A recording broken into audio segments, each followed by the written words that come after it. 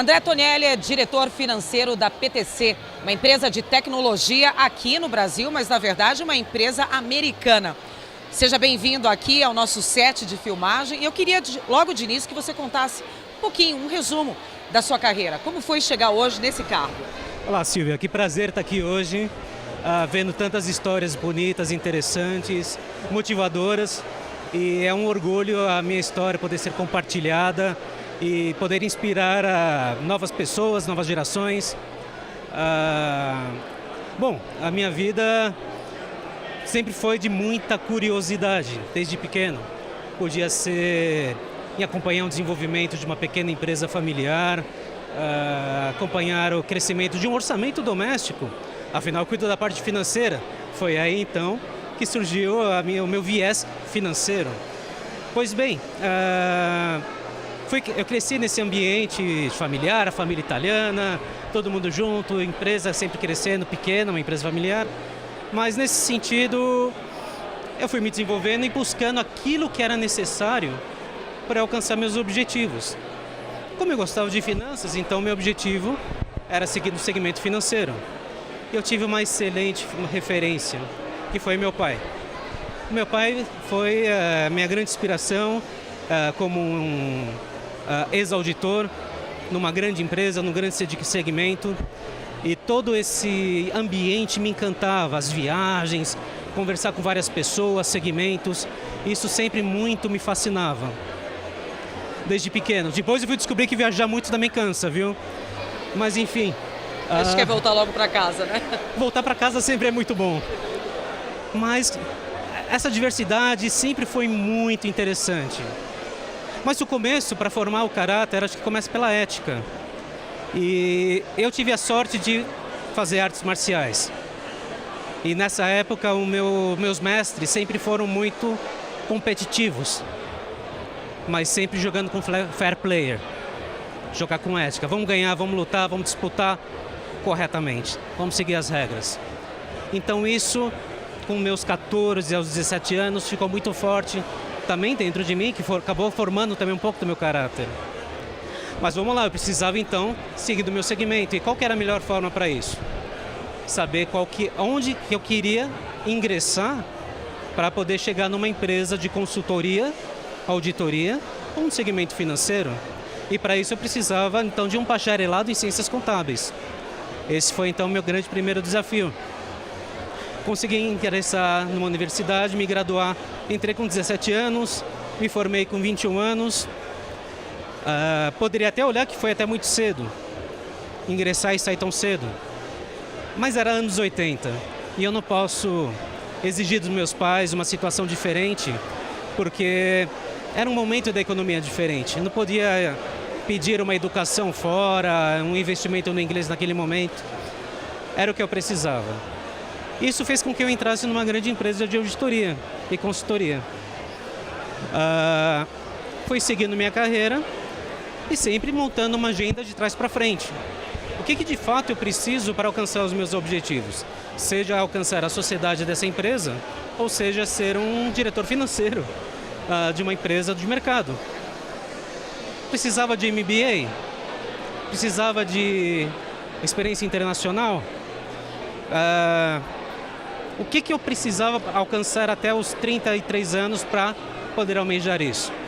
Fui atrás do MBA, concluí na MBA em 2006, voltei a estudar inglês com 23 anos. Foi quando eu comecei de fato a aprender a estudar inglês. Posterior a isso, ingressei no departamento de mercado de capitais, que era o departamento que tinha mais expatriados na PwC, que era a empresa de auditoria que eu estava. Isso me deu uma série de experiência internacional, fazendo vários projetos, inclusive fora do país. Processos de IPO, lançamento de ações no mercado, tanto local quanto internacional. Então isso foi uma experiência sensacional, uma experiência fantástica. Chegou dado momento, eu queria algo a mais. Eu tenho sempre o fator busca de um novo propósito como um fator motivacional. Desafios. Sempre os novos desafios. E aí eu busquei um intercâmbio no Canadá. Quando eu estava quase sendo aprovado, foi um momento de mudança do mercado local brasileiro, naquilo que se refere às práticas contábeis no Brasil. E como eu era um profissional de experiência, não puderam me liberar naquele momento para ir para o Canadá. E com isso, eu acabei tendo que ficar no Brasil. Passei por frustrações, processos, isso acontece. Aliás, isso também te ajuda a forjar o seu caráter, passar por frustrações. Feito isso, o que aconteceu? Plano de negócio em cima da mesa. Já que é para ser, então, uma pessoa de referência no país, então eu quero ser numa região específica. Plano de negócio para a região sul, fui para ser o especialista naquele segmento, naquela implementação em toda a região sul, baseado em Curitiba. E olha, foi um momento difícil, não foi fácil. Quando nós buscamos nossos sonhos, nossos desafios, nós somos muito testados. Naquela época, meu sogro estava muito doente, veio a falecer por câncer. E as idas e vindas para São Paulo eram recorrentes, para apoiar a família, enfim. Então você vai ser testado, não há caminho fácil para isso. Bom, passei 3 anos lá, foram um grande aprendizado, porque comparado a São Paulo é um escritório considerado menor. E isso lhe dá grandes oportunidades para você aprender, não só naquela parte estratégica, mas como também administrar um escritório. E foi extremamente gratificante.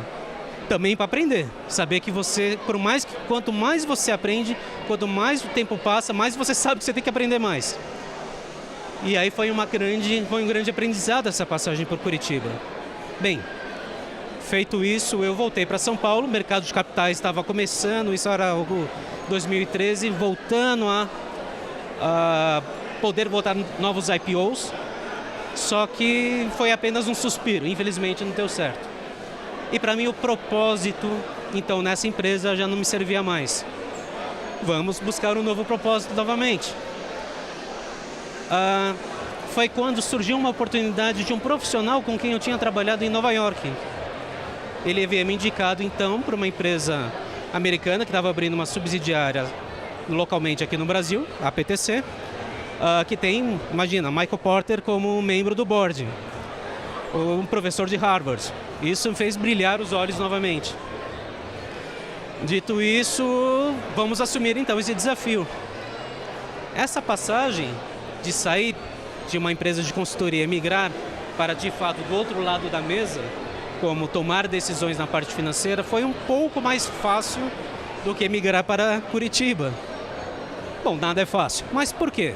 Porque eu já tinha passado por uma série de experiências.